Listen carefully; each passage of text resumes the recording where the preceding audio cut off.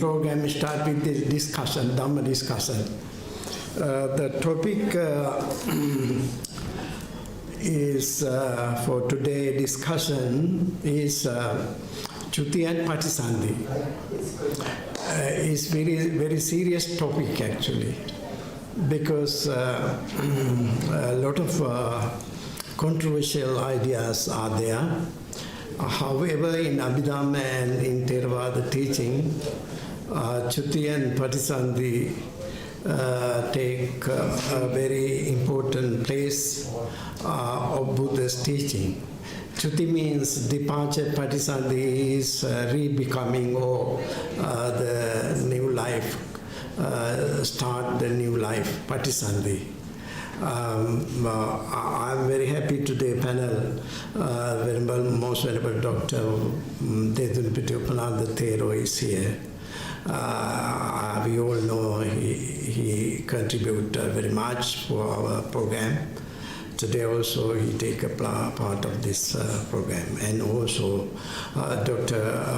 Upali Abesiri, always in scientific way and also through medical science, he shares his knowledge with us. The Chuti and Patisandhi. I actually how this Chuti Chitta, how this Chuti Chitta occurred at the end of the life. There are teachings about this last thought moment was influenced by our actions and other things as well. Our learned panel will contribute for this. Most venerable Upananda Thero will start this discussion right now. Please, Thank you, Venerable Sir. Thank you, Doctor, and thank you, my friends. I would like to add something to the short description of that Nayaka Guru just shared with you. So the word Chuti comes from Chavati and Chuta. Chavati to shift out of existence. That's the meaning, to shift out of existence, and also to vanish, to completely go off in the way that we wouldn't be able to trace it back in the way that it existed before vanishing. Now, the word Chuti, Chavala, why Buddha has used the word Chuti? Because as you may have noticed in the Satcavibhanga Sutta, that is the supplement to the Buddha's first sermon, maiden teaching of the Dhammacakkapavattana Sutta. In the supplemental sutra of the Satcavibhanga, you come across a list of synonyms. Synonyms for Marana, death. Chuti Chavanata, Kandi, Champali, Chanvalitata, Ayano, Sanghani, Indriyanam, Paripako, Kalevara, Sanikrepo, etc. There are those synonyms. Now, there's a specific reason why Buddha has used the word Chuti to denote, to describe death. Now, so it is only part of our consciousness that leaves the physical body, thereby leaving the physical body behind, and not the individuality, not the persona, not Buddha in its entirety leaves the physical body. Not even the complete consciousness leaves the physical body. It is part of our consciousness, our mental force that leaves the physical body. So, in fact, the marana or the death means not the physical body actually, but actually that is the temporary ending of our consciousness. That's why Buddha has word used Chuti, to vanish, to shift out of existence, given the literal meaning. Now, at the night, most Venerable Night mentioned that so there's a connection. The connection between Chuti and Patisandhi is such that it is inseparable. So these two terms are used as a pair that is inseparably interconnected. Wherever Marana or death is explained in the Buddhist teachings, especially in Theravada Pali texts.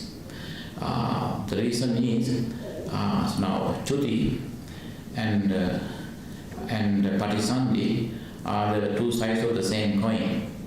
Now, if we take a quick look at the second term, Patisandhi, now the prefix upasarga,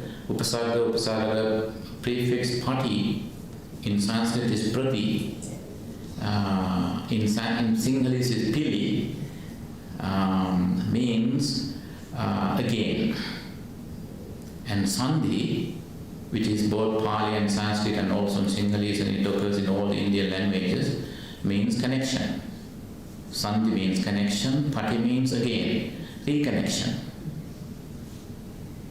What is to be reconnected? Whatever is lost is getting reconnected. So what is lost? What ended? Chuti. So at the death of a living being, so part of that being's consciousness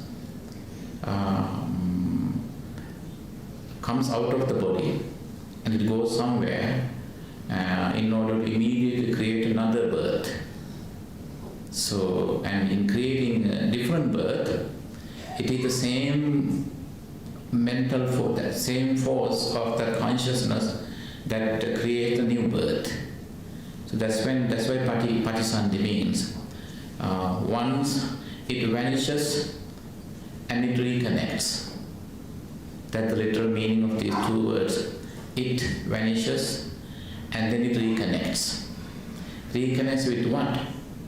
Reconnects with another embryo. But again, not only an embryo. When it, as you know, there are 4 types of birth. As you know, Andaja, egg-born, like chicken, birds, Jalabuja, womb-born. So Jalabuja. Actually, Jala means water. You know, close to labor pain, and when so the pregnant woman says water breaking. Jala means water. Sunset. So that's why sometimes people would have say that on the nurses and medicals, okay, water just broke, meaning about ready for delivery, in labor now. Right? So Jala means water. The second type. And third type of birth is Sansedaja. Sansedaja means moisture born. Like microorganisms like bacteria, they are moisture born beings. They also have life. And third one, for the fourth and last one is Upapatika. It comes from the Pali word Upapatati. Patati means to fall. Upa means from somewhere. Fall in here. Down here, from somewhere. That's what Upapatati means, Upapatika, spontaneously born. Now when it comes to, when consciousness ends its connection, if I put it in layman's language, when consciousness ends its relationship with the body, it should go, but it cannot exist by itself. It needs to incorporate into another physical body, another individuality. But that individuality could be based on a heavy atomic body, like heavy dense body like the human body and animal body. It could be a subtle body or a mind-made body like spontaneously born. Or it could be a microorganism like bacteria. Or it could be twice born being, like twice born means like a chicken and birds. In Sanskrit and Pali, the birds are called twice born beings. First the egg is born, from the egg the being is born. Twice born beings. So that being said, then the last thing I would like to say before I pass the microphone to Doctor is that, as you know, there's a clear difference between the mind and consciousness. Mind is the basic mental force. Consciousness is when the mental force functions in different levels. That's consciousness. And of consciousness, the innermost layer, the part of consciousness that leaves the physical body is called bhavanga. Bhava, to be, to exist. Anga, part, constituent, that means life continuum. The most, mostly the most widely accepted translation of bhavanga is life continuum. There is some kind of continuation, hence continuum. However, Buddha was very careful when he explained the word continuation, because he really wanted to show that there's a fine line between the words of the self or soul and not the bhava, so streaming self, always ever-changing self. So Buddha never used the word Buddha mostly used the word atta bhava. Bhava means to be, always streaming, always going through change, or ever-changing. Bhava means the process. So there is no, I'm going to touch on more on that during my sermon. The next this comes after this one. So that being said, I will pass the microphone to Doctor.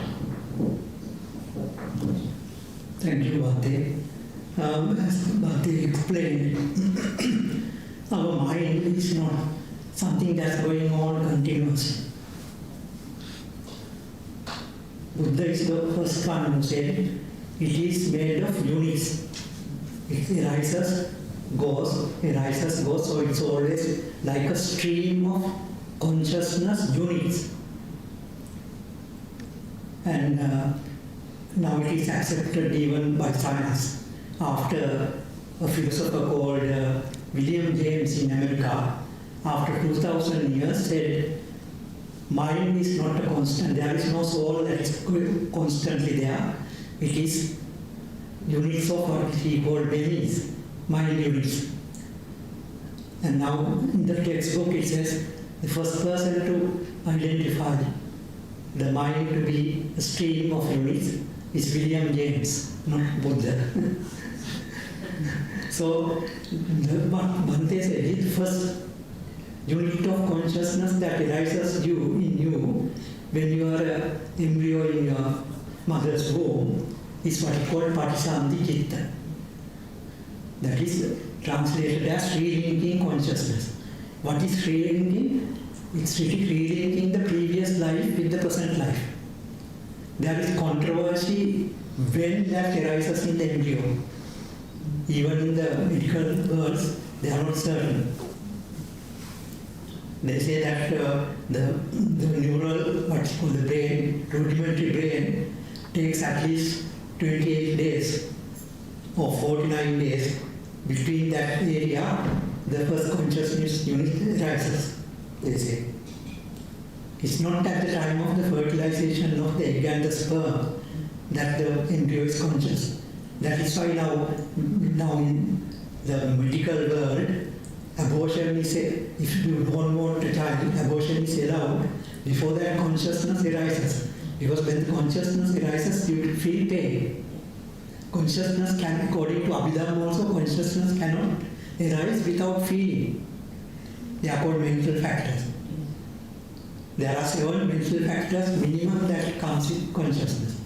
So now this goes on like a stream of units.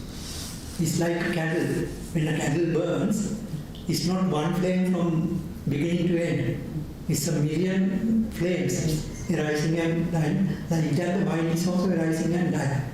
When you are sleeping also, it is going on. When you are unconscious also, it is going on. Only thing is we are not aware of it. And that going on, that stream, that started as the pre-linking consciousness is what is called the Patisandhichitta. And that is the one that is supposed to be your personal identity in that. And the last consciousness unit is called Jyoti-chitta or death consciousness. From that moment, if they put what's called the electroencephalograph machine, there is no wave, it has waves normally. From the moment of death consciousness, it's a flat line. Now, according to Abhidhamma, we believe the moment death consciousness arises here, all the data from that death consciousness is passed on to relinking consciousness or the first consciousness in another life. When people say nothing passes, so don't believe that. All your developments, characters, everything passes on with the death consciousness to the Patisandhichitta. Because otherwise there is no point in becoming so one and then time if you have to start again the next life. So all your developments or regression, if you behave like an animal and regress, then it will pass on to animal body next time. From the death consciousness onwards, it will contract and then you will be an animal. But some characters will go. That's why you see in these circuses, lots of dogs, animals are trained and they do perfect dancing, everything. They are intelligent. Because previous life they might have been some intelligent being and due to some karma or something they is contracted and came back as the next rebirth in another physical body.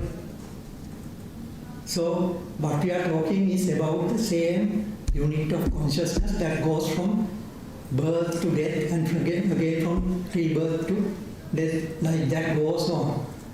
So there is what's called the moral responsibility. Continuity is there of the person, moral responsibility is there, your developments are there. Some people also are born with various characters like abilities. Now recently I saw a YouTube of a child born in Sri Lanka. In a village where nobody speaks anything other than Sinhalese. The child speaks Hindi and English fluent. His Sinhalese is not very good. Now science can't answer that. Genes can't give you language. Because if you and I were born in Finland or somewhere, in the Eskimo country, we'll be talking Sami language. It's not inherited, it's acquired. Right? So how did this acquired knowledge come to another little child? Because it's passed on. Data is like computers. You are sending data from one computer when it is about to sort of die off or become broken, you transfer the data to another one. So this Jyoti or death consciousness and the relinking consciousness of Patisandhichitta, they are the same units of the stream. The only thing is, according to our Theravada Abhidhamma, there is no gap between those two. But if you go to Mahayana side or use what's called the Sarvastivadi Abhidhamma, there is a gap.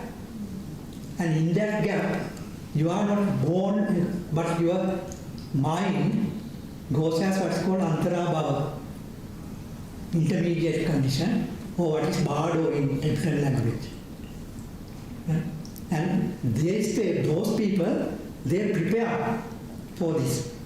They say when you are dying, you must be prepared that you are born to a good place, or if you are developed enough to become enlightened in that intermediate condition.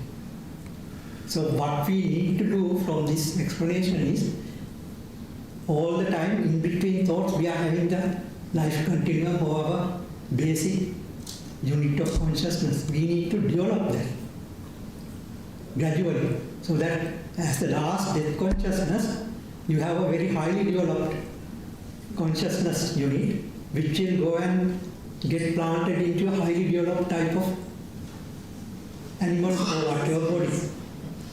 There are, according to Buddhism, there are 31 planes, and you can go to any plane. In fact, people who have done meditation, their mind is developed to such extreme. They are born in what called the fine material world or the immaterial world. And they don't, in material world, there is no physical body according to Buddhism. And those people live long time compared to human beings. So this Chitta and relinking, the Patisandhi Chitta, Chitta, death consciousness, are the beads of the same garland, or what is called a stream. And from our point of view, what we need to do is to try to develop this, because everything we do is stored in this life continuum. In Sanskrit, they have what is called Alaya Vinyana, part of the mind, that is storehouse consciousness is called.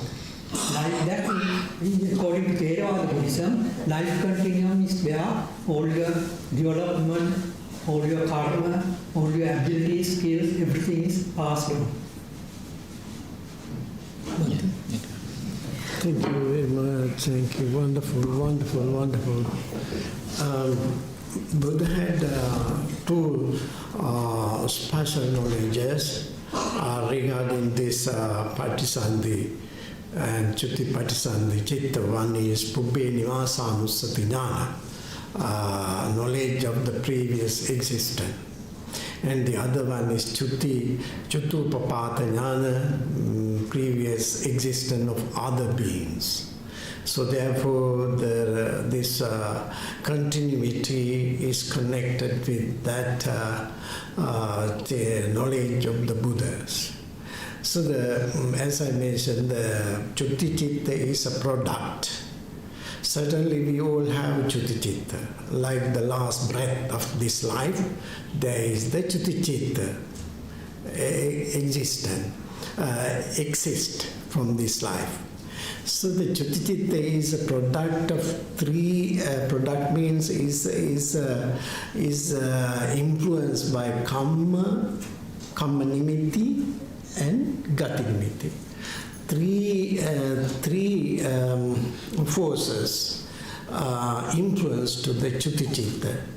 Karma is, as we know, karma is whatever we do, any evolutional actions, lifetime, whatever, sometimes very, very strong, very weighty karmas we do, wholesome or unwholesome, or otherwise we do habitual karma, achinna karma. Like that way we do a lot of karmas. So this karma effect to the Chutti Chitta, because the karma force, they are actually the effect of the next moment. This action, our action, effect to the next moment and next day, following day, this way. The karma is a force which affect to our thinking process. So therefore, whatever good or unwholesome actions we do, it could be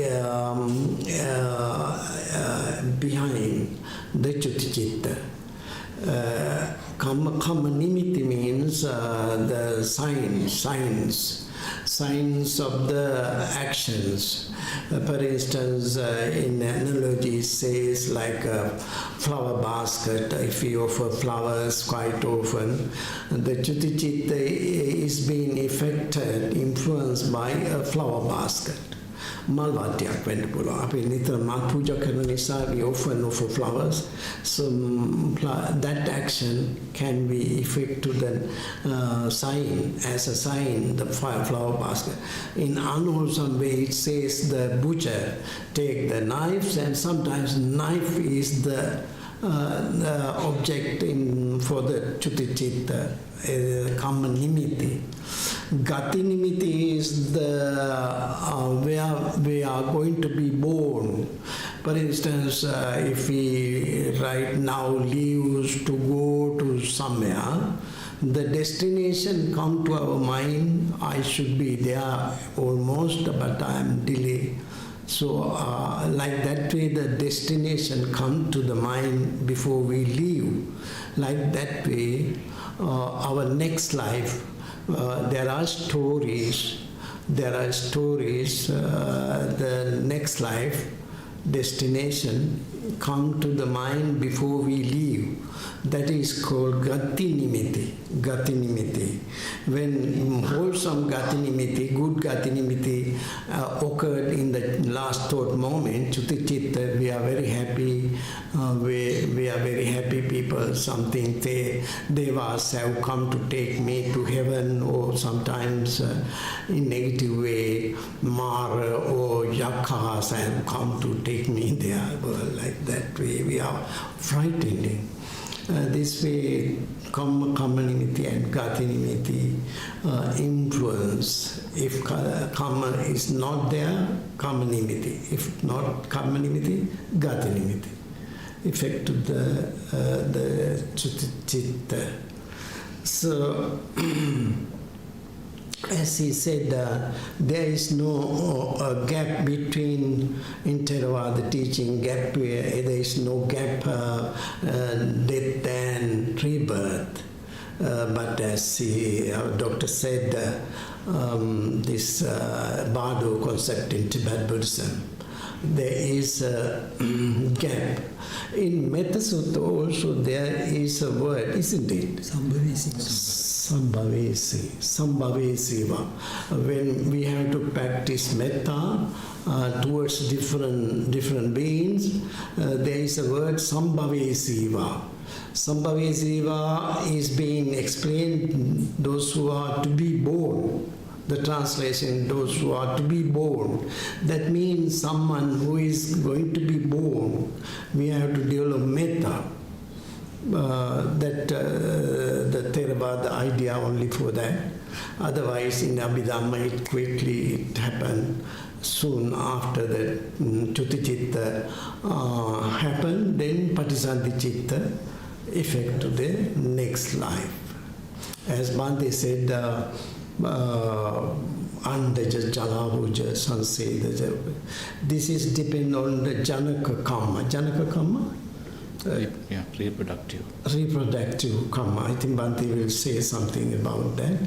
And this topic is actually researched by Professor Ian Stevenson. About rebirth, yeah. About rebirth. He has done great research in his lifetime in Virginia University. Ian Stevenson had observed, it says in the report, 3,000 cases. He had done research work, 3,000 research work. So therefore his observation gives a light. Some have been born what is called Jatis Marana Jnana. That means some people can remember their previous lives. One day I was thinking, how can I develop Jatis Marana Jnana? I was thinking about so much. I went to my memory, according to my memory. Before I became a monk, I was a boy, and before I went to school first day, and I was very long journey. Everyone can develop the memory and try. Can you see the previous life? The people, those who do this hypnosis. They hypnotize, and they suggest go to go yesterday and day by yesterday this way. 10 years old, when you were 10 years old, where were you? And he says like that. And then finally he suggests, where were you in? Then the womb life explained. Then previous life asked. This way some researchers and things happen. But they can say something about it.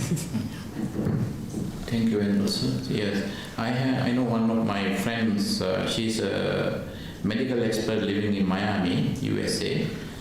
She's a PLR expert, PLR, past life regression. Yeah, she performs hypnotism. And then sometimes she said that years ago I lost contact with her. I haven't met her. The last time I met her was like 8 years ago.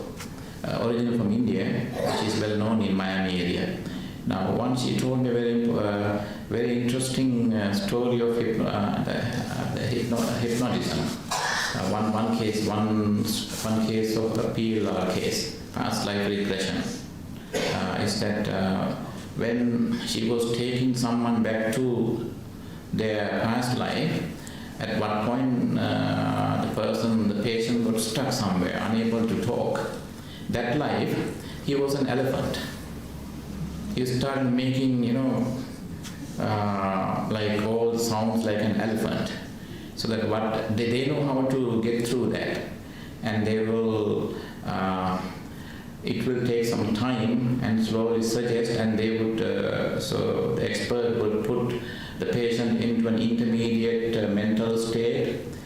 So that slowly, I don't know how she explained to me in her language, because I have experience. And once she suggested that one day I would like to perform that on you, but however I graduated and I had no time to get that done. Otherwise I should have been able to figure out whether I was an elephant or a monkey or a dog or a deva or a manusa or so the PLR experts know how to do that. That means I just added to what Naikam Guru just said. And one more thing is, because I do counseling for the dying. As a counseling for the dying, I always use the word Sambhavechi. Non-Theravada Buddhists argue that there's an intermediate birth or Antarabhava in Theravada Buddhism. That is why Theravada Buddhists use the word Sambhavechi, as per the Karaniya Sutta, the discourse on loving kind. But actually Sambhavechi means, now, there's a person who is living healthy, and somebody is already dead, and we don't know where they are. And there's a person, right in front of you, there's a person dying. That is Sambhavechi. Is to be born. To be born. So that was my counter argument, so that they are, okay, we got it. So I have noticed that one of my distant relatives, actually, this happened like 12 years ago in Sri Lanka. I was back in Sri Lanka, I knew her very well. Now, her elder son made a phone call and he asked me to rush there. I went there. Now she was, but the family noted that she wouldn't survive, she would be gone like in 2 hours or so. Now, when I was chanting Paritta, she showed that she had short of breath and said that I'm surrounded by so many snakes. It's really scary. And she started screaming in fear, right? And the next moment she passed, and then the same night, a couple of days later, 2 nights later, her daughter called me and said that my mother appeared in my dreams. Now she looks like a snake. So we have thousands of case studies collected then. But the thing is, in public forums, I never talk about those for general sermons or bana. Why? Because most people can't digest that. I only share those stories only with those who are interested in parapsychology. I did that the third generation students of Dr. Ian Stevenson in the US, on also Duke University. University of Duke and Virginia has a parapsychological program, even doctoral program in parapsychology. But Duke University, one of the well-known universities in the world, they have PhD doctoral program in parapsychology. I think there's one Sri Lankan living in Ratnapura. I think he got his parapsychological training there. So, because there are certain things that we can share in public forums, there's no point sharing certain information with people who would finally say, it doesn't make sense, why should I waste my time? I don't do that. So that's one thing. The next thing is the restrictions. Now, how there can be restrictions when it comes to Chuti, as Dr. Well beautifully explained it. Now, when that consciousness, Chuti, so become the, I would say, relinking consciousness, thereby creating another birth, right? No, when Chuti becomes Patisandhi, there can be restrictions. For example, when a human being is dying, when a human being is dead, and he would come back in animal form, animal body. Now, always, when the Chuti Chit of a human being is reborn into animal biology, there are restrictions. They are called, these biological restrictions are there. Now, however, as Nayaka Hamdru and Dr. Well explained, even you can see clear difference when it comes to behavior of animals, right? And sometimes some human beings show animal instincts, whereas some animals show human instincts. So that's because all we get all our karma, our memories, and our habits built into life continuum. When life continuum leaves the physical body, and it carries within itself all those three things that are embedded into it: karma, memories, and habits.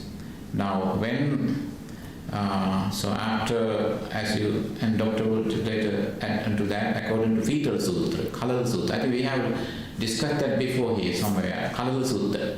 According to Kalala, there's a small sutra in the Pali canon that's called Kalala. Kalala means fetus. Fetus Sutra. According to Fetus Sutra, so when the embryo has been fully grown into a being, right? And now the Bhavanga opens up, life opens up, releases all its data into the new physical body. So, and it can affect, for example, there was someone who had done a lot of bad things, right? Done good things enough for a human birth, but at the same time had done something bad things also. For example, causing someone's illness and making harms to someone's body and etc. Right? So when those data are released into the new biology, and so that it can create some defects in the physical body. It can give some birth defects as well. Actually, we call the birth is not birth. Actually, the defects takes place during the fetal stages. So that means, and Dr. will explain that because he knows the science and scientific language and all things. I just want to refer to the Pali Sutta, Kalala Sutra, Fetus Sutra. Thank you, Bhakti. These birth defects can be due to many reasons. One could be karma. I carry a picture of a boy sent to me by a friend. He had the previous sort of life experience, and then he was in the Navy during the civil war in Sri Lanka, and was shot dead. And he fell down from the ship when he was shot and drowned and died. And now this boy has a mark of one side where the wound went in, and the other side where the wound came out. Now those are karma things. Most probably he must have done some bad karma and he paid for it during the last birth, and this birth just came up with a scar to show that he has finished his karma. So it could be due to karma. It could be due to genetic problems. Because if the mother and father have some genetic disease, it can be passed on due to that. It's quite common in a section of Jews called Ashkenazi Jews. Ashkenazi Jews have many cancers running in their families. So it could be genetic. Other one is it could be due to infections or something like that. There is a virus passed on, I think it's a bacteria, virus passed on from cat's poo. And that's why in the villages, pregnant people are not allowed to do any farming, handling soil. They knew there was something wrong with that. That can give rise to sort of birth deformities in the fetus. So infections, karma, all these things, things happen due to many reasons, not due to one condition. Other thing I want to say is, in addition to this Sambhavesiva, there is a sutta called the Madhupindika Sutta, where Buddha says, if the Gandharva does not, Okkant is the word used, come down to the mother's womb, would there be a life Ananda? In the Priya, Ananda says no. So Buddha says yes, if the Gandharva didn't come down to the mother's womb, that life will not develop. And then again he says, if the Gandharva went out from the mother's womb, will there be life? Again, no. Now these Mahayana people say that intermediate stage can come into one embryo, and another powerful intermediate stage can come and chase that fellow from that embryo. They go to that. In Tibetan Buddhism, they go to town with this intermediate stage. So this is a very sort of interesting topic when you go on analyzing. And the thing is, now Bhante said that there are restrictions. Naturally, if you are born as a dog, the brain of a dog will have restrictions. Dog will not be able to learn the language, do certain things. Right? And they don't have the hands like we have to use and become dexterous. So those restrictions are imparted to that particular being, the consciousness. Therefore, it can't express itself, but it has the ability. So if you take an animal like that with the ability, you can train it. You can see many sort of dogs performing beautifully. When you do that, they stand up and do all sorts of things. Like that, elephants. Elephants learn the human language at the end. The elephant learns how to answer, how to do what when the human being who is looking after it says things. Now those things are all because there is some element of intelligence there, but their physical body cannot express it. That's the problem. So that is why Buddha said, do not take any life. Because you don't know what the being in that particular animal life is. There is a famous sort of saying, and there was this man who was feeding a child with a bottle and seated, and then when the beach came up to him and started wagging his head, he kicked it. So the priest who was passing by smiled at it. So the other priest said, why did you smile? That's a horrible thing to do, that kicked the dog. I smiled because he is feeding the man, his enemy who has been born as his son. And he kicked his mother who died and became a bitch. Now, these are made up stories maybe, but anyway to show that any animal being, anyone is life living being, should not be harmed because we do not know who they are. That's the lesson to learn. So, any questions you want to ask? Yeah, it is open for everyone now. If you have any questions, please, Fennel will try to answer. I'll be really quick. So in Mahayana Buddhism, in the Bardo state, and they have the thought that there's escapes from the fontanelle, in this part of the south. There is actually a mantra which is quite popular, which talks about the Amitabha Buddha, Namo Amitabha Buddha. And that is what they recite, train themselves to recite at the moment of death. I vow that when my life approaches its end, all obstructions will be sent to me, and I will sing Amitabha Buddha. So they say Namo Amitabha. All the four things. Namo Amitabha Buddha. And that's what they train themselves to do. So You have switched off the things. No, that's the wrong method. I in think Theravada Buddhism, Yeah. I just wondered, we don't have mantras. And we really need to know how to approach the moment of death. That intermediate consciousness, because that consciousness is what we cannot grasp. We see the thoughts, but we don't see the in-between continuum. So how do we train ourselves? Because they have a way of training themselves. we do. We used to have. My grandfather used to keep a book called Isipatana. And my grandpa too. Whatever they did, good deeds, was written down in a book. And the order was, when he was dying, they should come and read the papers so that he could hear and he can develop a good thought. It is the last thought process before the chitta that is important.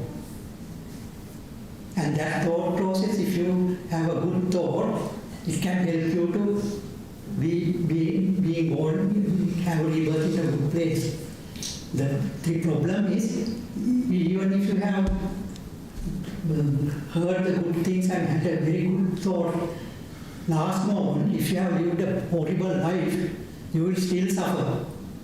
It's like that Queen Victoria had a son who was a sort of epileptic and had learning disability, and he was living in the cave gardens.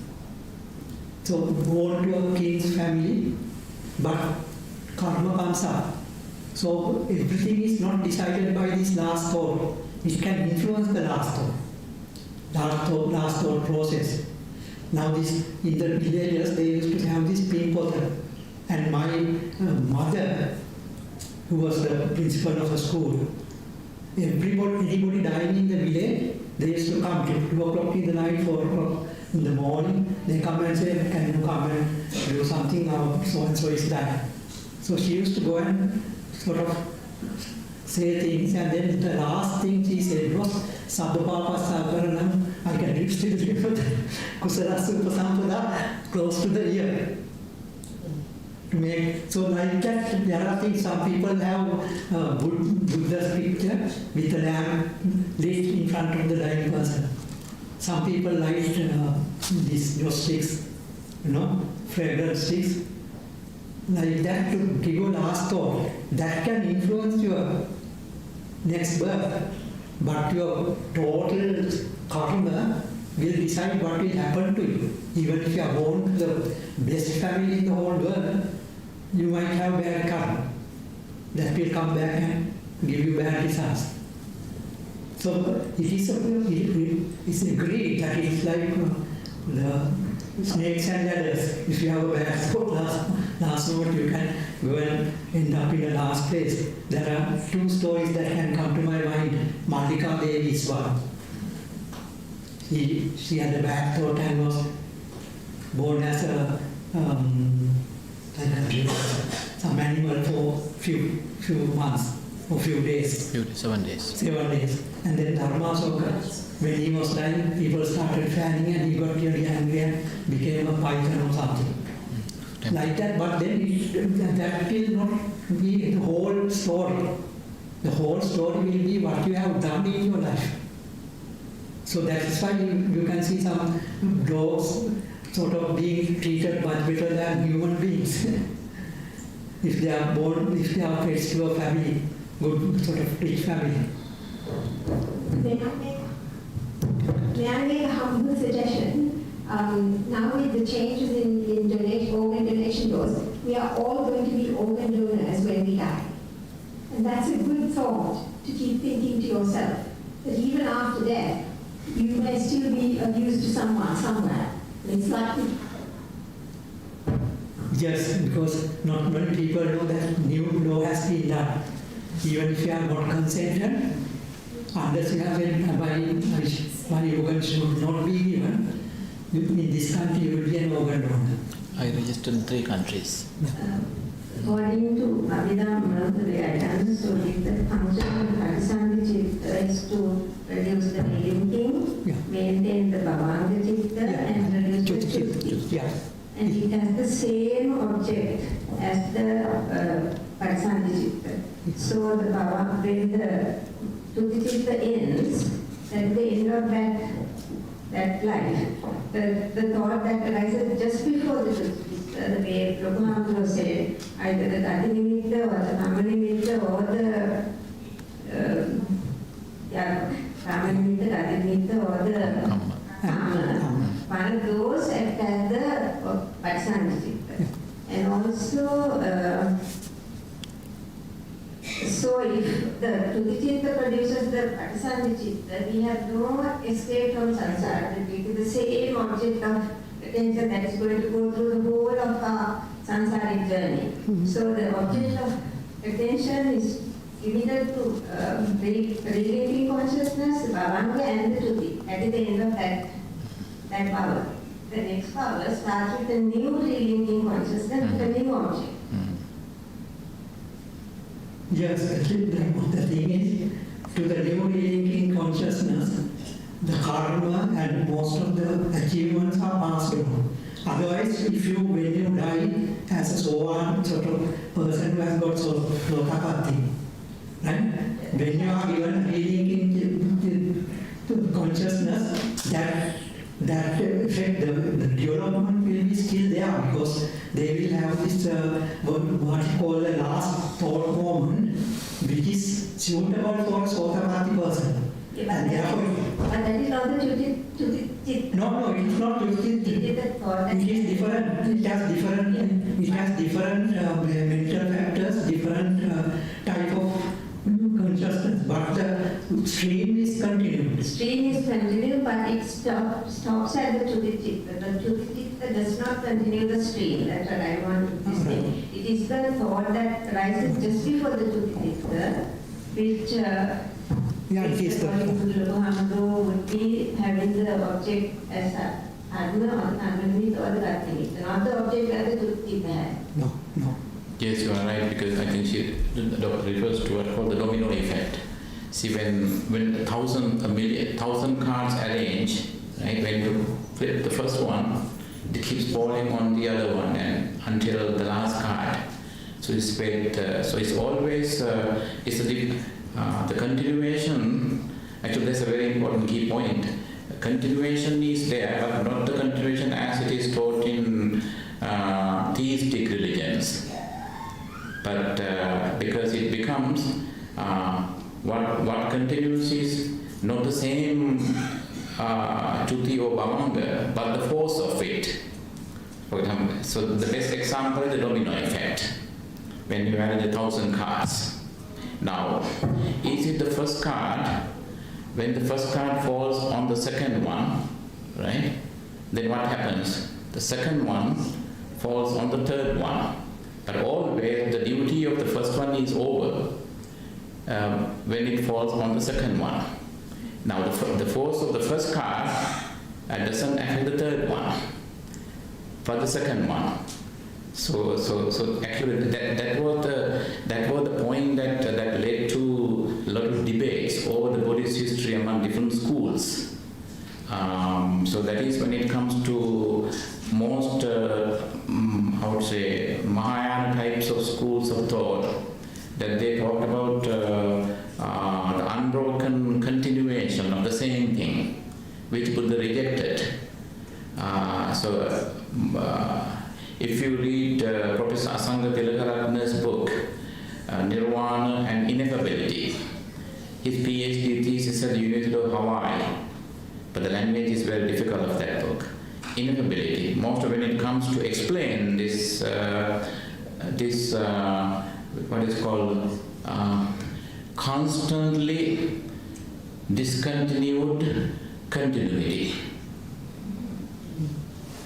Constantly discontinued continuity. There's no continuity as such as in theistic Buddhism. I have to explain. Yeah, please. Yeah. One thing is now, existence is a continuous series of thoughts arising and passing from the Bhava. Because each thought springs into the Bhava and the next one starts. So this is like when somebody is running at fast and it's come to a precipice. Yes. You know where to go, you grab the first thing that you find. So That's right. like Yeah. this, our existence is also like that. When the toothpick stops the continuum, then the jnana does whatever arises. So that is either one of the three that the Swami Maharaj said. Right. Yeah, perfect. Yeah. That is why it is described as not the same thing and not another. Nacha so, nacha anyo. Yeah, that's because of Yeah. the subtle point that Doctor explained. That's right, yeah. The continuity is there, but It's not just continued. yeah. Thank you. There's a question there. Yeah, Yes, can answer. Can you hear me now?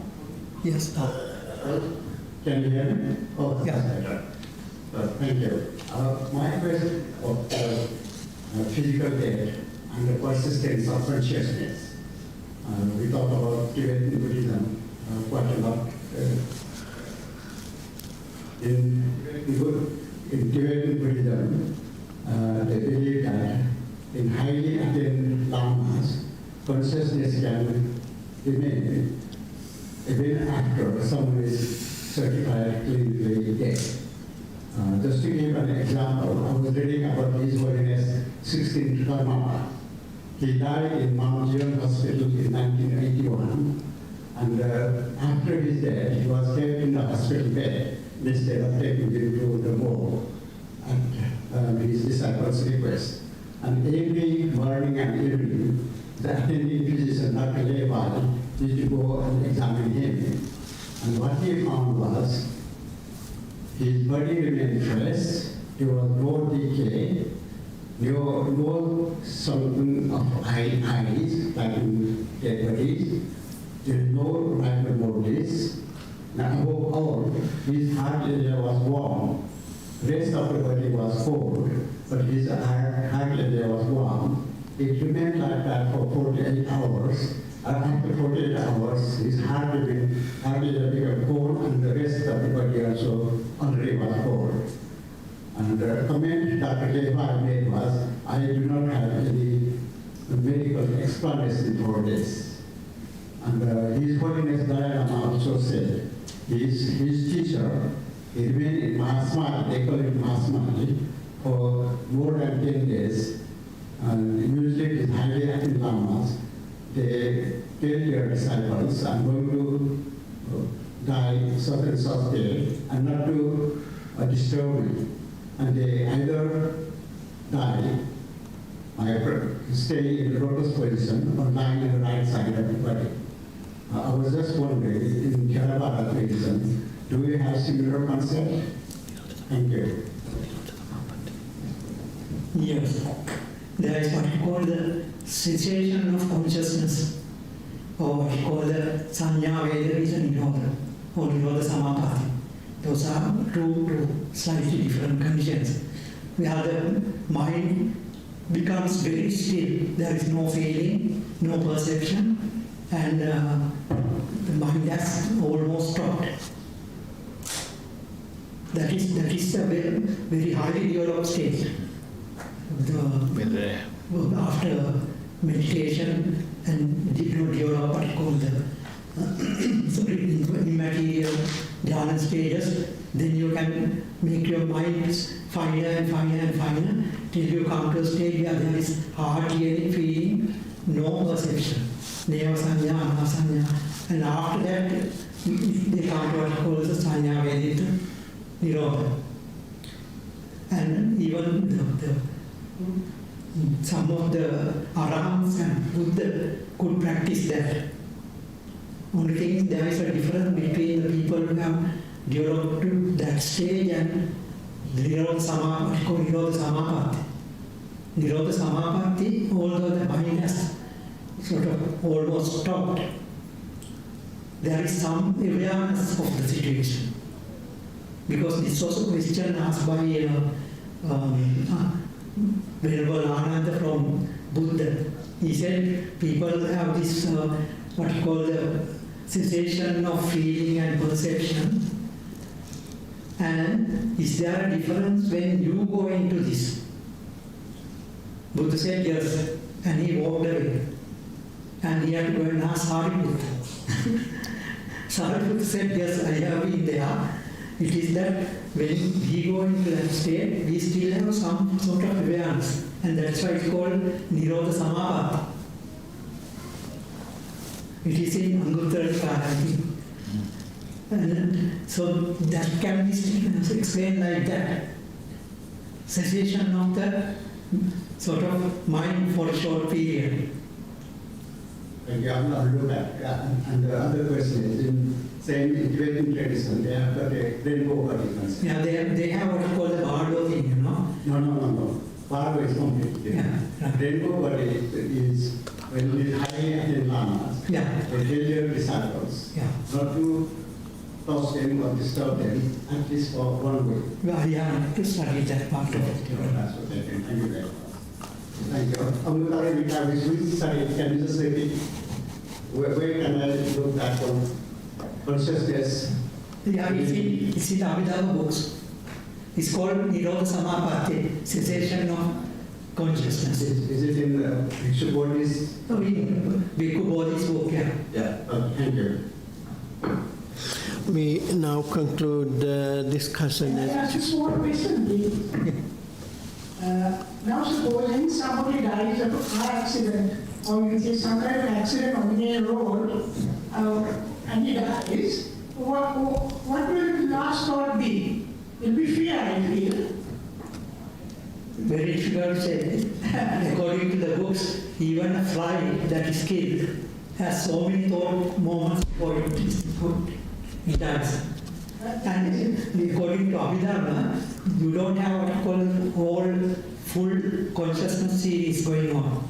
It ends up what you call 5, I don't know whether there are things called javana. In one, it ends up in 5 javana consciousness. Okay. And that is why people who have been drowned or something like that, Yeah. most of the rebirth stories come from people who have had sudden deaths. Because that 17 thought moments did not go through. So that the object of that consciousness came up with the pre-thinking consciousness. That is one explanation put forward by one of the Abhidhamma people. But actually this has gone on for a while. I've been wondering. And you know what? Answer to my satisfaction. No, it's very difficult because we can't read what is happening to a person who is their mind, you don't know what happened. It's strange. I think you will have to wait for Maitri Buddha to answer that question. Thank you very much. Thank you. Okay, thank you, Doctor. Thank you very much. Bhante Upananda also contributed very well for the theme. It is a little bit very important actually, because we all die one day. How can we die? As she asked the question in Mahayana Buddhism, in Tibet Buddhism, there is a monk called to the dead bed and asked to help to the person who is going to die, and monk helped to the person you are going to, he helped to transform his mind to go to Devaloka. Like that way the Theravada Buddhism, we monks also invite to do chanting. As Doctor said, Pimpota. I don't know, nowadays people don't have that Pimpota at all. But it is very important. Duttagama Vajra, when he passed away, he asked to read the Pimpota. what he has done, or someone read the book, you have done these good things and these good things, something like that. Help to have a peaceful death, actually. We need peaceful death. In every religion, they suggest to have a peaceful death. As said that accidents, things happen unexpectedly, can be blown out the last thought. I have read a couple of times actually the many mentions of the Edgar Cayce. Is account of lot of death, accidents, death in previous lives. Edgar Cayce has clearly, he has a very good knowledge about the previous lives of the people. He was in Virginia in America. He was not a Buddhist, but he had a capable knowledge to technique to realize the previous life of the person. So very often people who were not well, sick, incurable disease, and met him, and he diagnosed the problem, taking the problem from previous lives. It is worthy to read to everyone the many mentions, the book of Edgar Cayce. So this is the way we all need peaceful death. Certainly one day we all die. Therefore, practically we have to recollect our good deeds when, if one is going to die or I'm going to die, and what can I do? So I remember what I have done, good deeds, something like that, help to transform our mind, and very well Bhante explained the consciousness level. All these are very important for all of us, as we are like said, temporary end of a temporary phenomena, isn't it? Temporary end of a temporary phenomena. Death is not the end. It is again we have another existence. So therefore, thank you so much, and I am very grateful for everyone for listening, for giving wonderful insight on this topic. Thank you. Oh, you may have a lot of questions. Unfortunately, time has. But this took, isn't it? Yeah, no. Okay. It's okay.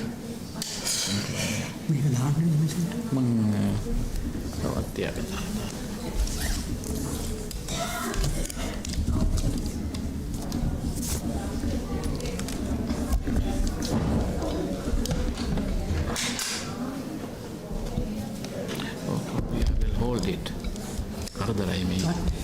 Then I lock my neck. You can lower it. That's okay. I'm more comfortable.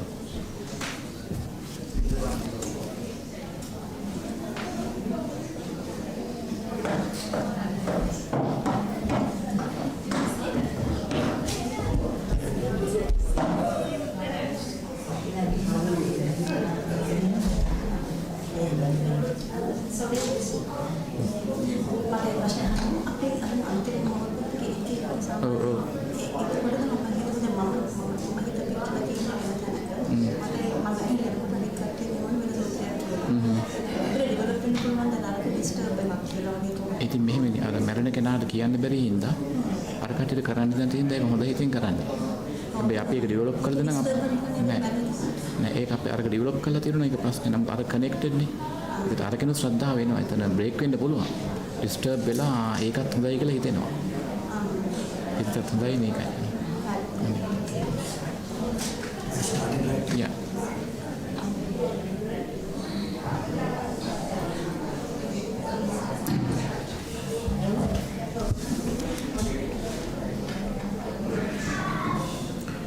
Namo tassa bhagavato arahato samma sambuddhassa. Homage to the Buddha, the enlightened one. So now, as you know, I have been assigned with the topic for today, breaking away from egocentricity. That's today's topic. It is yet another hard topic. given the short time, I'm here not to give you a theoretical explanation of egocentricity. If I do, I should walk away, because you can Google and download all those things. I'm here just to give you a layman's explanation in the simplest language possible of what breaking away from egocentrism means. That's the purpose here, because given the short time. Now, here the egocentricity, breaking away from egocentricity implies somehow ending our kilesas. It implies Sotapanna, achievement of Sotapanna. So that's why we got this layman's translation of breaking away from egocentricity. When you say egocentricity, there are a few words that would, in Pali, that would correspond to the English term egocentricity. Ego, or egocentric, or based on ego, are the words like atta, ditti. These are the two key words that explain egocentricity, atta and ditti. Now, atta is, as you know, it's the Pali cognate of the Sanskrit word atma, or atman. Now, in the previous discussion, we happened to say that Buddha borrowed the same terms from the available, from the religious thought that was prevalent during his time. So Atman. Now, Buddha was very careful. Now, here's another thing. Now, Buddha has explained very well what Atta means according to his awakening. But the whole problem is, now, when the Buddha's knowledge comes to Puthujjana, so average people, unless you are enlightened, his experiential knowledge ends up in your ears as theoretical knowledge. That's where the problem is. Up until you achieve some higher, until you achieve some, to develop your mind to a higher level, no matter how clearly Buddha has explained things, due to your limited cognitive ability, you wouldn't be able to realize everything. That's where Buddha has really described that. Don't try to grasp, digest everything that an enlightened person has said, because you wouldn't be able to do that. I myself can't do that. As a practitioner, I have read a lot of sutras, but still there are certain areas that I wouldn't even touch, because I can't digest yet. So there are, but I could still study, but I will end up with theoretical knowledge, not experiential knowledge. So Buddha has clearly explained. So that is why I would still recommend that book. Please read that, Nirvana and Ineffability. Ineffable means unable to express by means of language. That's what ineffable means. Language cannot express what nirvana. That's the whole book, Nirvana and Ineffability, by Dr. Sangatilakaratne. That's his doctoral thesis at the University of Hawaii. He's a well-known Buddhist scholar in Sri Lanka. Now, I read this book like 7 times. I think I should read at least another 20 over times to understand. And the book speaks for itself. Ineffable. It's readable, but it will be very difficult to realize what the book says is. But the thing is, there's a huge gap between experiential knowledge and theoretical knowledge. So that is when Buddha came up with a clear explanation of Atta. So if I translate it into English, this is how it goes. A person is in the process of continuous change, and there is no fixed underlying entity. If I repeat, a person is in the process of continuous change, and there is no fixed underlying entity. Now, religious leaders before the Buddha, they all, more or less, most of them touched on, talked about a fixed underlying entity. Fixed underlying entity, that is called Atman or Atta.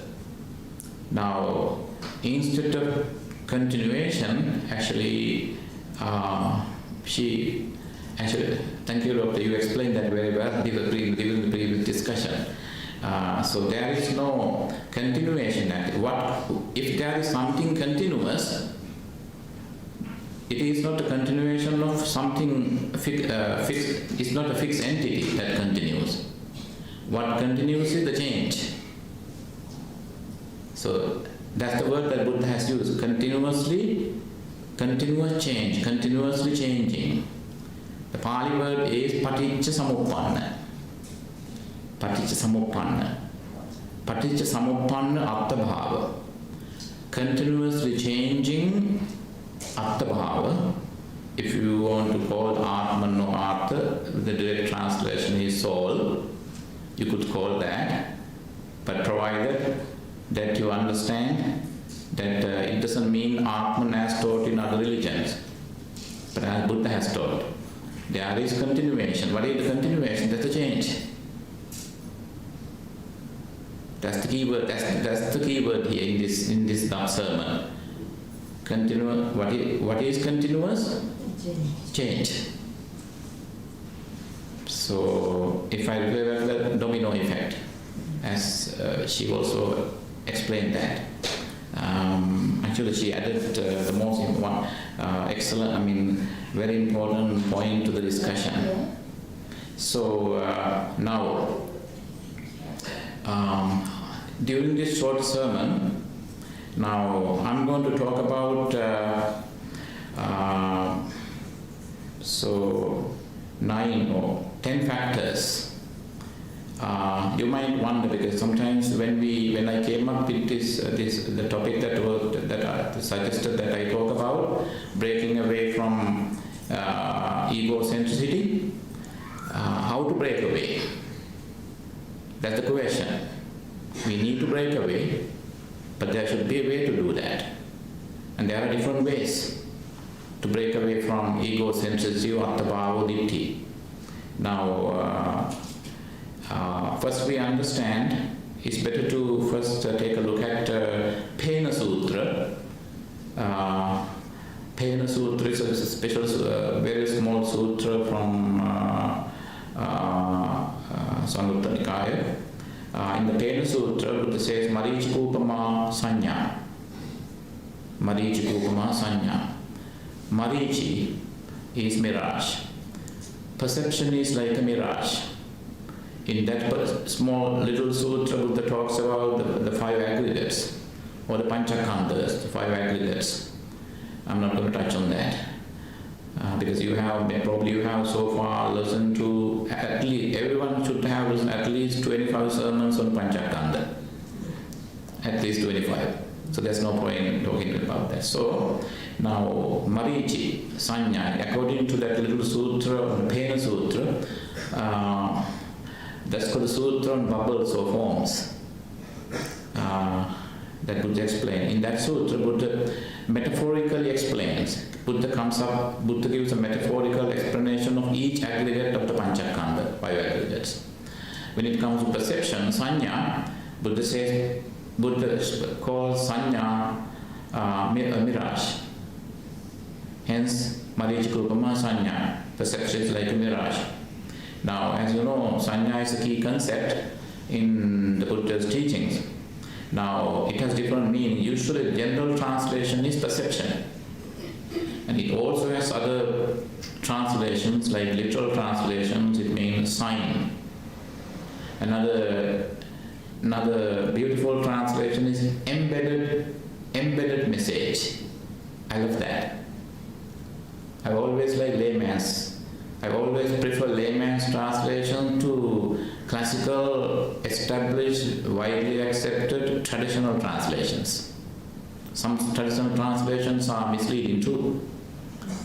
To that effect, I respect Venerable Bhikkhu Bodhi's translations. So embedded message, sanya. Let's take a couple of minutes to touch on embedded message, sanya, perception. Probably perception is widely used as a technical term, but embedded message is very important. Now, when you pursue something, when you see something, let's say, for example, if I ask you to sit in a circle in the hall, in the sermon hall, and I bring you and I leave some, I've got flowers from here and leave a lot of flowers right in the middle. Now, as everyone takes a look at the flowers, and then someone of you would pick red flowers because that's your signature color. Someone of you would say, okay, no, I don't like red, I like white or yellow or blue. So I like red, but this flower is too big for me. I like the shape of that flower. Now what happens immediately, the moment your eyes come into contact with the flowers, when you see the flowers, what happens is, so based on your attachment to it, it returns a message to you. It returns a message, it gives you a message. Aha, this is my flower. Oh, no, this is not my flower. Aha, this is mine, but you know what, but this is too small. So, no, this is not accurate. I like dark red. I like bright red. So it's always, the mind gives you a message. That's what sanya does. That's what sanya does. Sanya gives you a message. So that's why one of the correct translation is sanya is embedded message. Now this message is again based on your urges, based on your needs, based on your raga, attachment, etc. So if the message is pleasing or satisfying, then we'll pursue that further. And you wouldn't even ask me whether I could whether you could take those flowers home. Or you would say that probably you will drop by the flower shop to grab some flowers. And perhaps in case you don't get the flowers from me, perhaps you might even dream about those flowers at night. Sometimes you will have nightmares too. That's what the sanya gives you. Embedded message. What happens is when sanya is always considered marici or mirage. Now, so marici is a very beautiful word. Actually, it's come from Sanskrit.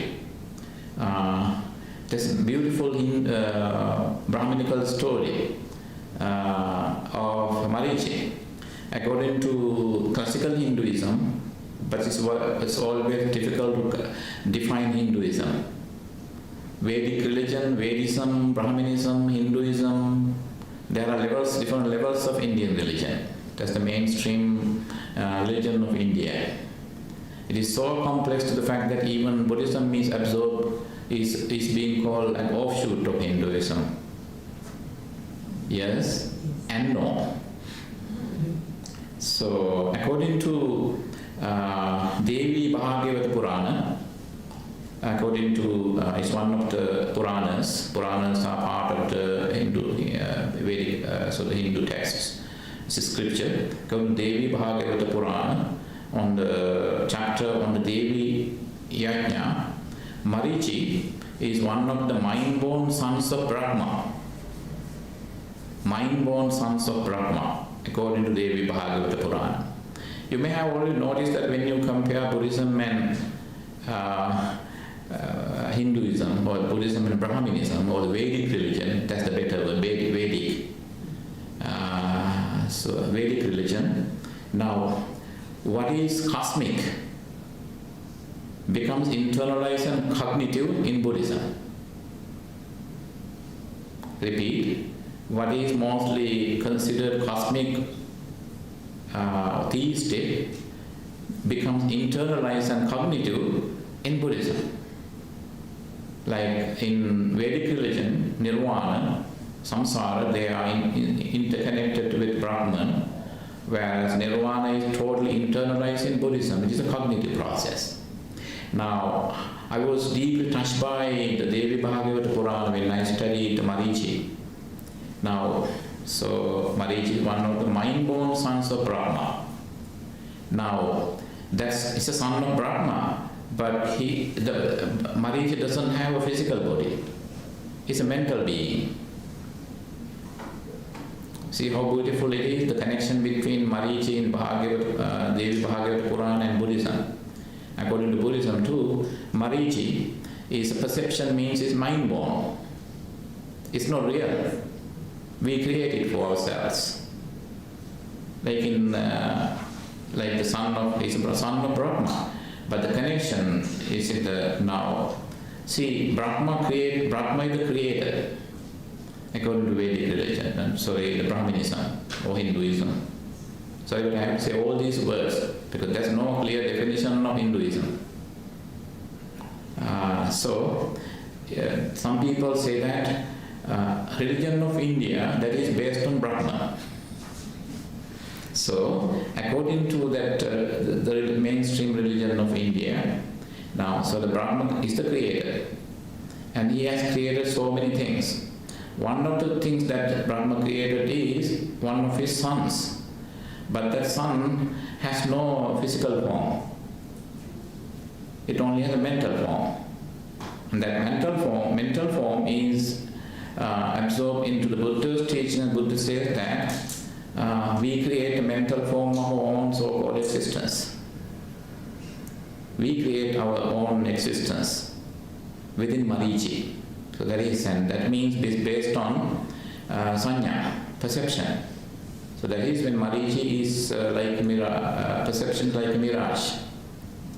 Mirage, that's Marichi. So now we create it. It's not true, but that's what we live. That's what we believe that we are true. Perception. As I said before, when I leave some flowers in the middle of the sermon hall and with you sitting around it, and talking about and creating a lot of mental pictures of the different flowers. Some you are rejecting some flowers, you wouldn't even look at blue flowers because you hate blue. Or maybe someone could even get in when the person next to you said that it's their favorite color, and you would, how come? No, I hate blue, mine is red. Oh, you know what? Red, I hate blue, I hate red. And what happens is, that's the message. That's the sanya, or the message, that's the embedded message. Everything that we see brings us a message. If the message is pleasing, we accept it, we go for it. If the message is not pleasing, doesn't gratify our expectations, then we reject it. So we are in, so this is now within Marichi, based on Marichi, then we create, what is that? We hold on to some deity, views. Now, according to Devi Bhagavata Purana also, now Marichi, the son of Brahma, Marichi, was created by the sheer power of the mind. Sheer power of the mind. So that's why I got this Devi Bhagavata Purana's concept of Marichi and how Buddha explained that. That's fine line between. The only difference is, just as when it comes to most of the teachings, when you compare Hindu teachings and Buddhist teachings, it's always mostly cognitive versus cosmic, or cosmic versus cognitive. While everything is internalized in Buddhism, and in the mainstream religion of India, it's all cosmic. So that is when it comes to after the Vedic period, Aranyaka Upanishad, then Vedanta Upanishad period, right? Buddha period. Buddha period toward the end of the Upanishad period. Why? That is one of the 5, Vilokanas. Panchama Pasmahabalu in Sinhalese. Kala, time, Deepa, locality, Deepa, the country, Desa, locality or the geographical place, Kula, that is the caste, and mother, especially the Kala here. Buddhas only appear at the appropriate time. And Buddha appeared in the world when the human cognitive, so human spirituality has gone through the highest level of renaissance, and then Buddha appeared. Now, in order to, and there have been, there were so many people once asking me to have some talks on Sakkaya Deity. There was all of a sudden, there was a trend like 2 months ago. There were so many Sakkaya Deity, there was a big, huge trend on Sakkaya Deity, study on Sakkaya Deity everywhere in Sri Lanka. Nowadays the trend only lasts like 7 days. That's a social media thing. Even the search for pursuit for Sakkaya Deity only lasted 2 months this time. People are back in their deity now. They are long forgotten now. Now, in order to break away from our Sakkaya Deity, what is then Sakkaya Deity again? What is Sakkaya? Sa means my own, your own, our own, Kaya, body or existence, Ditti, view. Now, a belief that I am permanent and there's a fixed underlying entity. Even if you don't believe in a permanent entity called Atman or soul, to a certain extent you do. I do too. That's where the whole point of Sakkaya, that's why we can become Sotapannas. Now, how do we maintain that? Let's say this morning you were served, this is an example, it never happened, okay, it didn't happen, I'm just saying. This morning when you were served tea or coffee, somebody put too much sugar into your coffee or tea.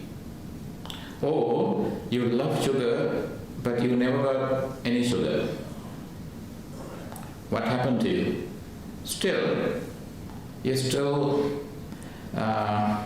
You are still upset. You are still upset that your tea was nasty. Your coffee was nasty. The person who served you just ignored you. That's how you would feel actually. They didn't see you, but your conclusion is that they ignored you on purpose. That's how people do that. Now, and you are still suffering from that. And let's say afternoon you got tea, but still every time you didn't enjoy your afternoon tea either. Why? You got the perfect amount of sugar, or if in case you didn't like sugar this morning and so that you said no, okay, then you got tea without sugar. So it was a good cup of coffee. Did you enjoy the tea? No. This is an example. Why? When you are consuming the afternoon tea, you are thinking about the morning tea. What is that? That is Sakkaya Deity.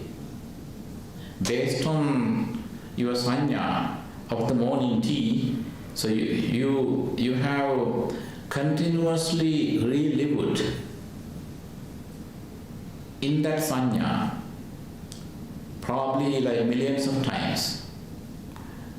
Now, it's been a short while since you had your afternoon tea, but still, you are thinking about which tea, either the afternoon that was good or the morning tea that was bad. You are still thinking about the bad tea that you had in the morning. So, on that level, at least to that level, we have Sakkaya. Theoretically, no. Theoretically, you have understood all the sutras, and you don't believe in permanent soul. But to the effect of that morning tea that was not good, that made you sad, you have Sakkaya. Because you have subjective, you have continually maintained subjective connection with that tea. Subjective means in Sinhala is called Atmiya. You have maintained a subjective connection. That's where the problem is. We are subjective beings. So we maintain that notion. It's not because of the fact that you don't have enough knowledge of the Dhamma that you cannot become a Sotapanna. You do have more than enough knowledge. You have knowledge of the Dhamma more than enough for the job, to get the job done, meaning to become a Sotapanna. But we can do that. You can't put the blame on the Dhamma. But that's because of your sanya. You maintain the sanya. You are still maintained. You can't get rid of sanya. You can't delete that sanya. You can delete that message. The morning tea don't turn you into a complete negative being. It didn't happen again. I'm saying as an example. So that to the extent that you would say, you know what, my civil observance is in vain today. It didn't benefit me at all. By that morning tea ruined my boy observance, my Esala observance. You could say that. Actually, some people do that. I have seen some people when people do observance opposite places. I have seen some people get into a brawl and now get into arguments and fights.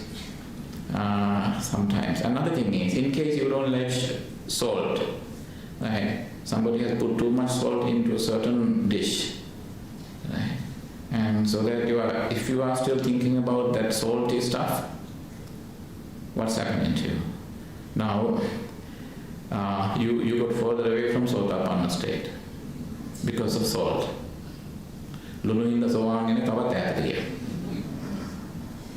So, see, I'm trying to break it down to our level, our own level. Otherwise, don't worry that you don't know enough Dhamma. You do more than enough.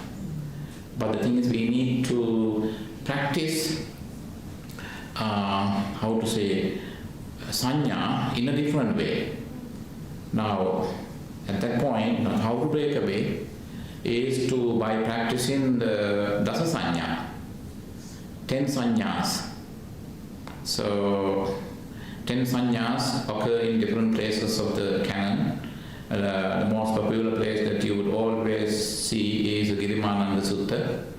And then the 10 sanyas are the Anicca Sanya, Anatta Sanya, Adinava Sanya, Pahana Sanya, Viraga Sanya, Nirodha Sanya, Sabbaloke Anabhirata Sanya, Sabba Sankharesu Anicca Sanya, and Anapanasati.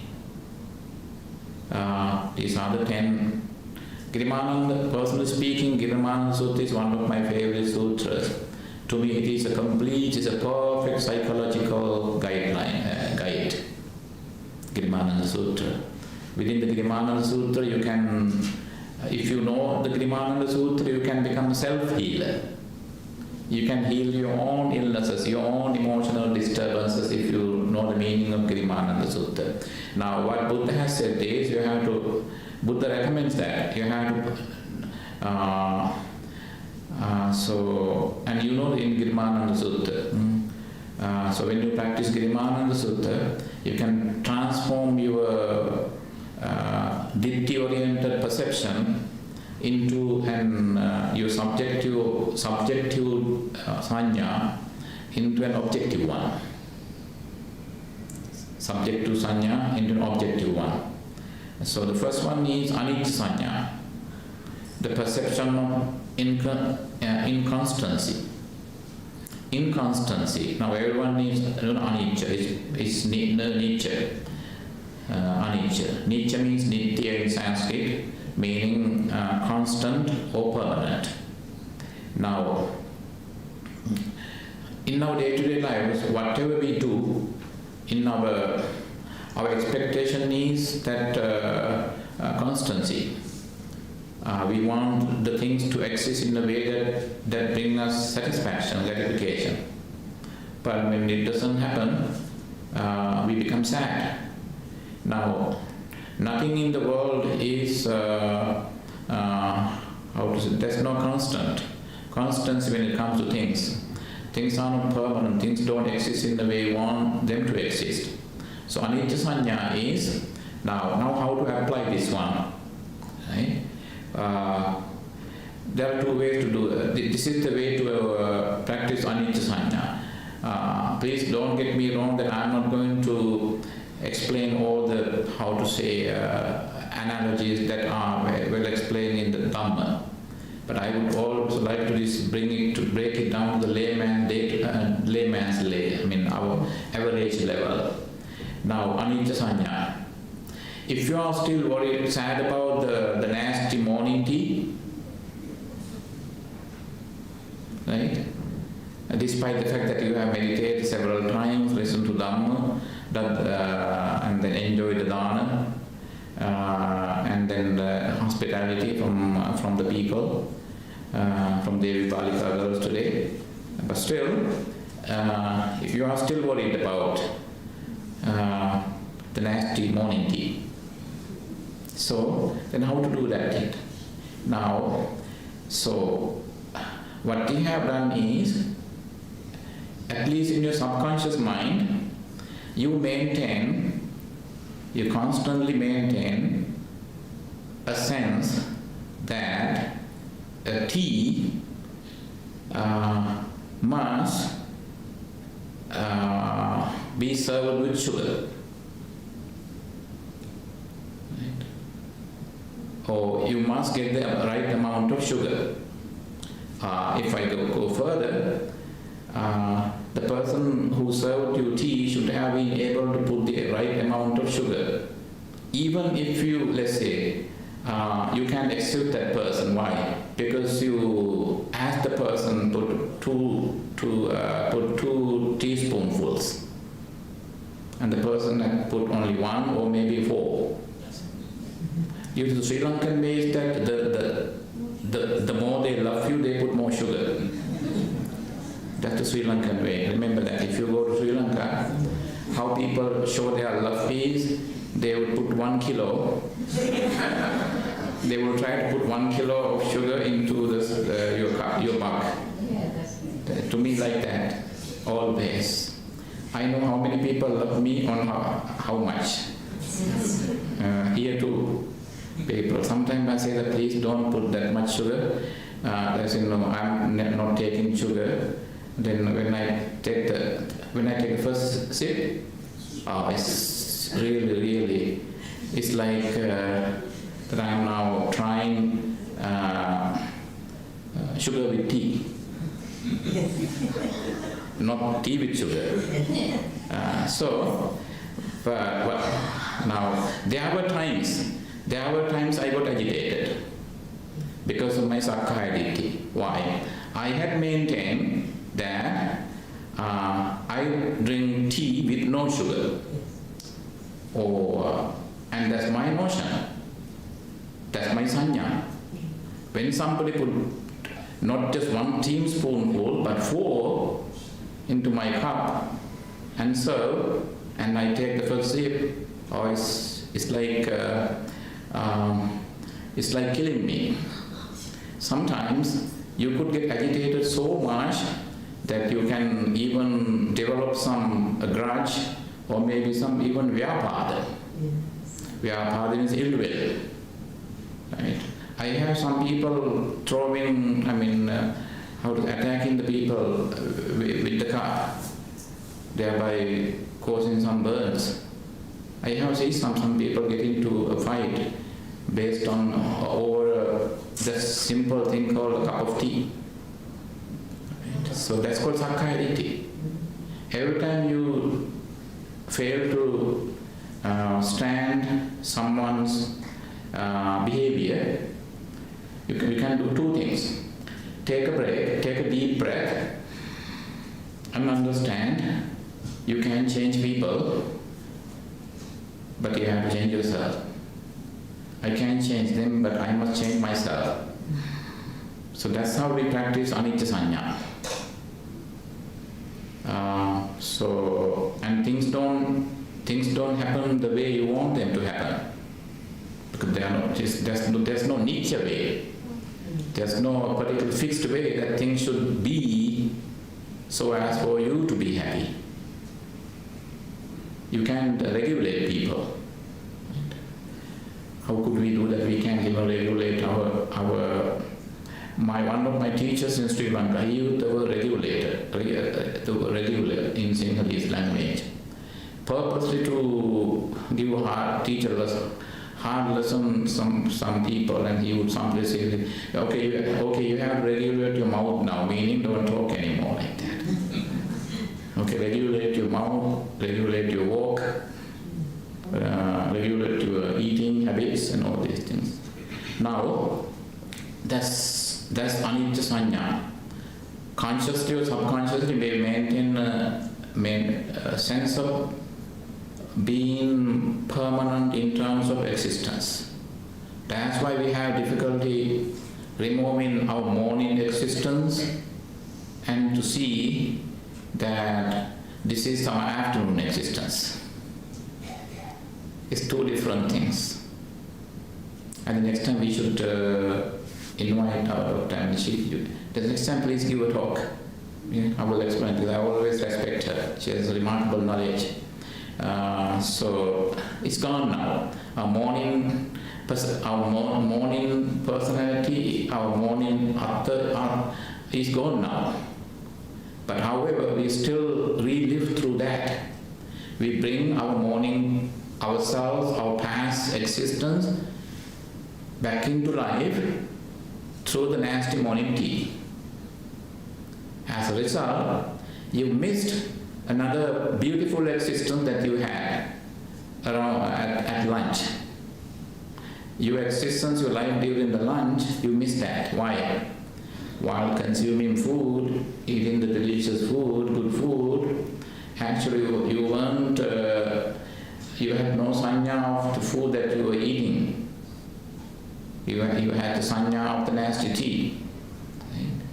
See, that's what you need to apply, and you need to break it, and it's gone. On the force of it, that particular mental force of the morning nasty tea and has continually created and recreated you. But to stop that, stopping that, understand it's called anicca sanya. The first one, perception of inconstancy. Second one is anatta sanya, the perception of not self. Now this is one of the hardest things. I myself have come across 40 odd books on self and no-self. So many writers. There is a lot of scholarship. There are so many writers on self and no-self, non-self. And the funny thing is, let's say I came across the 39th book on self and non-self, and the writer would say at the beginning, okay, I don't agree to what the previous scholars have said. Okay, this time I am going to narrate it in a way that everyone would understand. That the 39th and 40th scholar comes with his book and say, you know what, I totally disagree what the 39th scholar said. So that's been going on.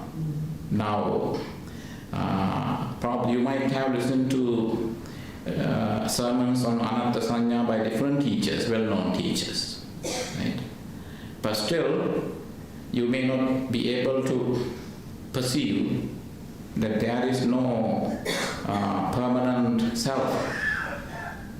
Yes, theoretically we do understand But when it comes to emotional, actual communication with people, our family members, our friends, that's where I get stuck.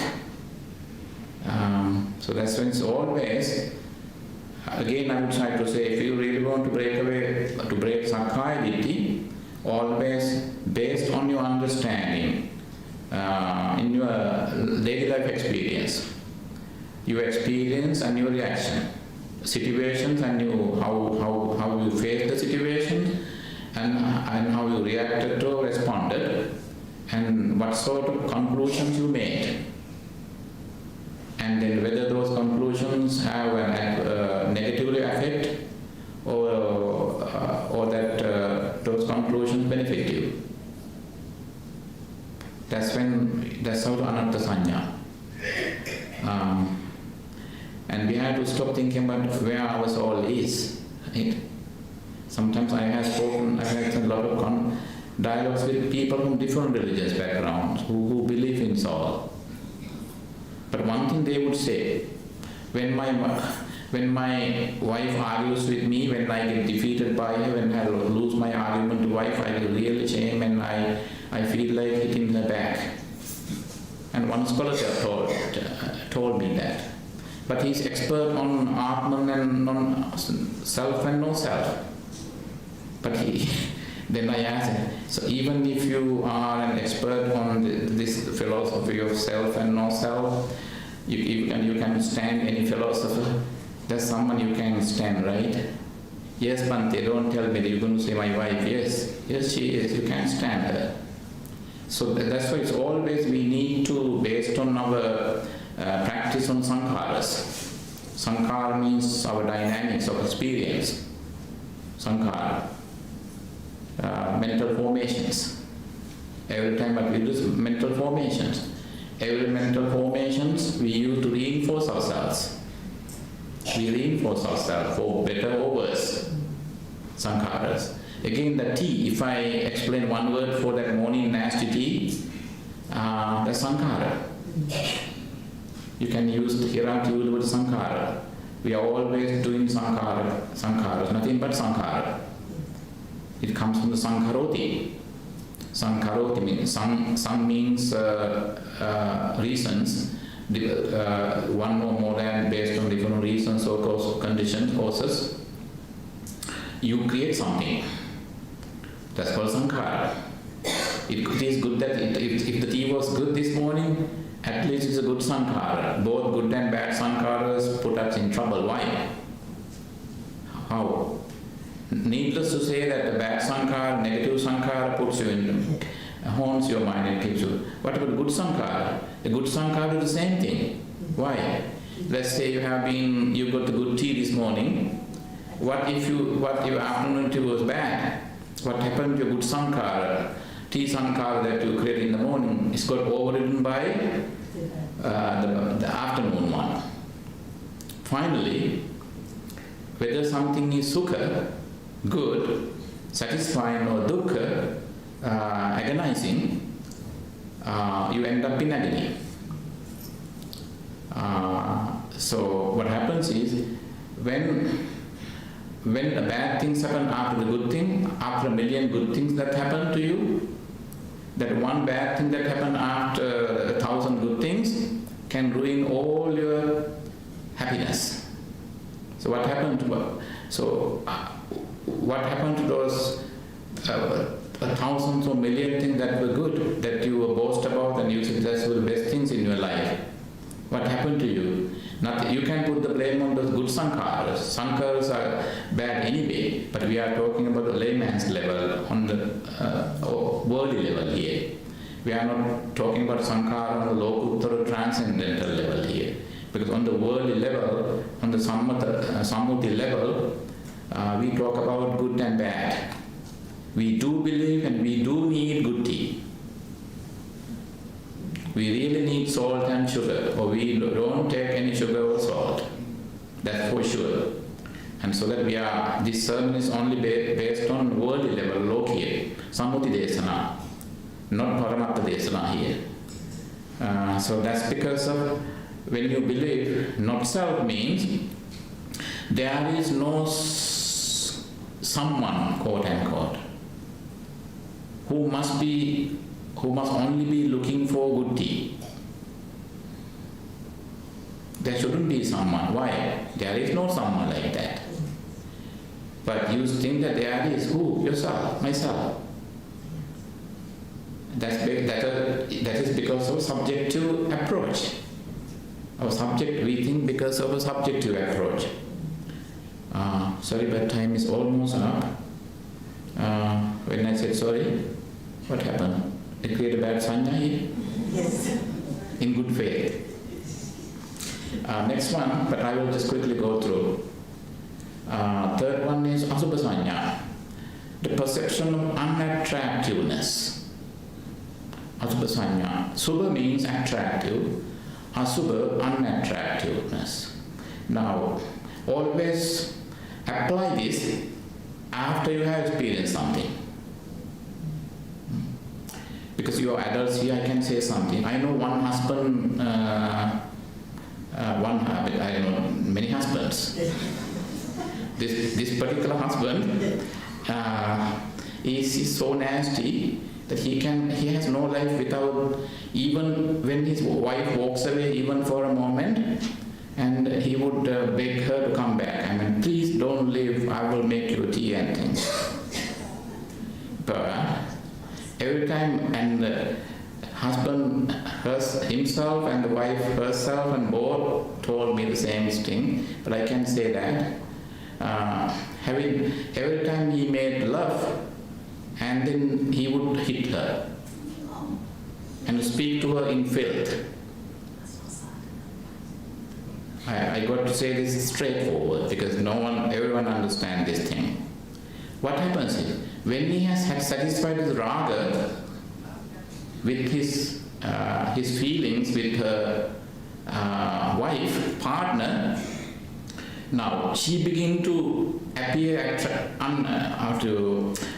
unattractive to him. That's opportunism is there all the time. That opportunism is part and parcel of our dignity, our so-called existence.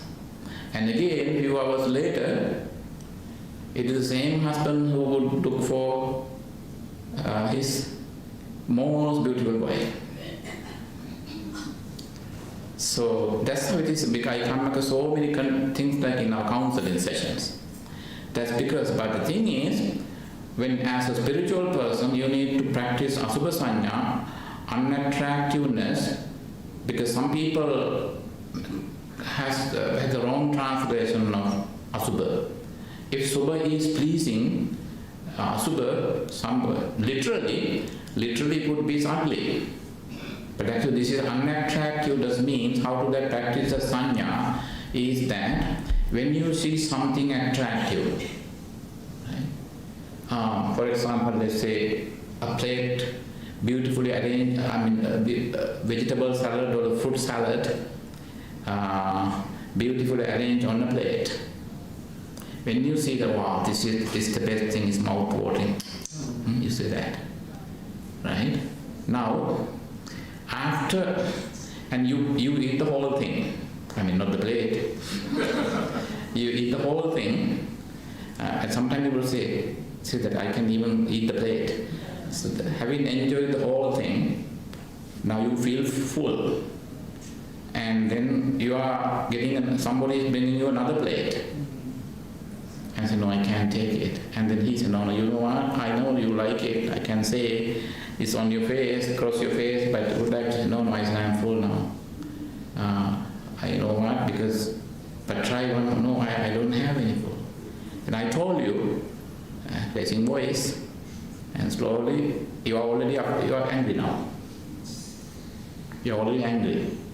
Now, before eating the salad, you were emotionally elated. Now, when you are repeatedly asked to try another plate, you are totally down and even angry. Now, this duality you need to avoid by maintaining this approach things are attractive, but I should not get, I should simply consume it, that's all. You must have to. So the Asubha Sanya means to maintain a neutral approach. You have to have neutral. Buddhist monks do that. At lunch they do say Patisankha Yoniso, and then they contemplate on the food and they say that this food is, I'm eating this food, taking this, not for beauty purposes, not for the purpose that this food would further beautify my appearance and my body. I'm just taking for survival, and so the monks meditate on that. So that's how you practice Asubha Sanya. Otherwise, some people misunderstand the Asubha, especially Sinhala speaking people. Asubha means nothing. Oh, I saw that, how to say, when I opened the front door, I saw the dog feces at my door. That's Asubha. That's not Asubha. That's Akusala. That's Akusala, wrong. That's why some people I know, they practice Asubha Sanya the wrong way. They say, you know what, that dog is stinky. So what do you mean by that? I am practice Asubha Bhavana. That's not Asubha Bhavana, that's Akusala. Right? Most people do wrong Asubha Bhavana. I have spoken to like 98% people doing Asubha Sanya, they do that the wrong way. You don't reject it. You neither reject it nor embrace it. You simply consume it. Asubha. Next one is Adinama. Adinama Sanya is, do anyone know the next what the next item is? Huh? Tea? Ah, perfect example. Okay. Okay. Oh, I see. Now I can, if, you know what, I'm so cruel that now I can punish you by depriving you for your tea time. Okay, Asubha Sanya. So, next one is Adinava. Adinava is the perception of drawbacks. Adinava. When we look for something, when you run in pursuit of something, we would never think about drawbacks. Like the social media addiction. See, I work with teenagers. No matter how many times I advise them to cut down, so reduce the time that they use for online games, they would say, out of respect, they say, okay, Bhante. And later, in my absence, they would say, whatever. Sometimes I hear people, whatever. Some of the parents record and send it back to me. Then next time I catch the child. Hey, so okay, let's play a storyline now. Okay, reduce the time that we use for computer games. And now you say whatever. So that's when I say, remember whatever when it comes to Adinava Sanya. Adinava means consequences, repercussions. Consequences or repercussions or drawbacks. Now, pre-educate yourself before as you prepare yourself to enjoy something. Adinava. One day we will talk on Asada Adinava Nisarana. Next, maybe one day again. And number 5 is Pahana Sanya, perception of abandoning. Some people try to abandon all having already occupied, acquired. Now you have to, if you can try, then this is directly connected to Nekkhamma. Nekkhamma is a part of it, Nekkhamma. So sometimes some people are in the habit of acquisition, acquiring things. Now, I know during the monastic training, my grandmaster asked me, Upananda, when you are hungry and you are go to someone's house, or maybe you are walking into the dining hall in the temple for lunch, and at a distance you see so much food, if you say to yourself, Upananda, oh, I'm going to have a big lunch today, I'm going to eat a lot today, meaning you will see the drawbacks later on. Don't imagine consuming all the dishes on the table. People do that. When you see so much food, I know some people serve too much food on their plate because they are extremely hungry. Some people do that not because they are hungry, that's their habit. That's their habit. So Adinama Sanya, Adinama will be right there. When we eat too much, so that the best thing is the connected one. Next one is Pahana Sanya, abandon. So that let go of the whole thing and then only take what you need. What people do the other way around. Embrace the whole thing and try to eat as much as they can, and they are full, but still mentally they continue to consume. But if you see the whole thing and think that let go of everything first, and then get what you on the portion that you need, that is called Dhammacakka. And viraga, perception, dispassion. Passion, and we say when you embrace something and you need to ready, you also need, this is related to the inner struggle, attachment and aversion. By the way, are the teas going to be served here or you have to walk there? Go there. Oh, sorry, then can we stop now? There are a few more left. I will just go through the few quick. Viraga Sanya, perception of dispassion. Viraga. Even though it's a tea time now, you have already given up on tea. That's Viraga Sanya. And the next one is Nirodha Sanya, the perception of cessation. That's what the doctor touched on that actually. Nirodha Sanya. There's no continuation actually. Things, when something arises and it passes away right away, there's no continuation. What happens is, like a doctor said, when the candle is lit, the candle burns for 2 hours. During the 2 hours, there had been maybe at least a few hundred of candles, not just one, few candles. What happens? One candle came into existence and the flame goes away, and there comes another candle based on the energy. So the candle supplies energy to the flame. That's why it keeps burning.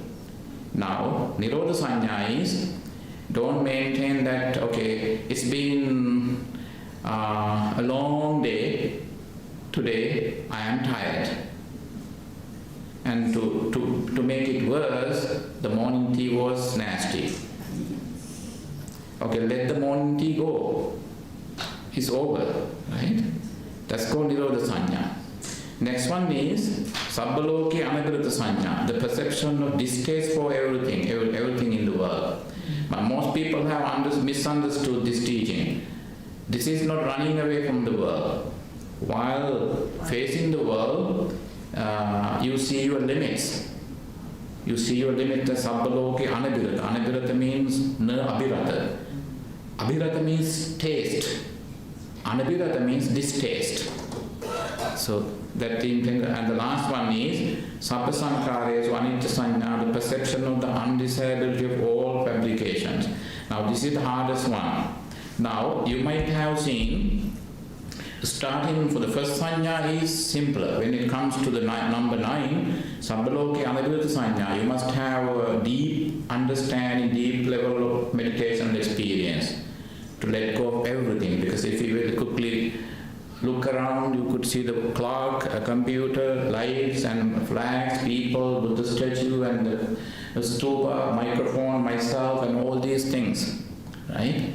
If you could, when you see something right away, if you say Ditta Matta, I just saw it, that's all. That's what we make a whole list in our mind and try to go through them. And the last one is Anapanasati. Finally, take a deep breath and relax and say it's okay to miss our tea time. Okay, thank you very much. Okay.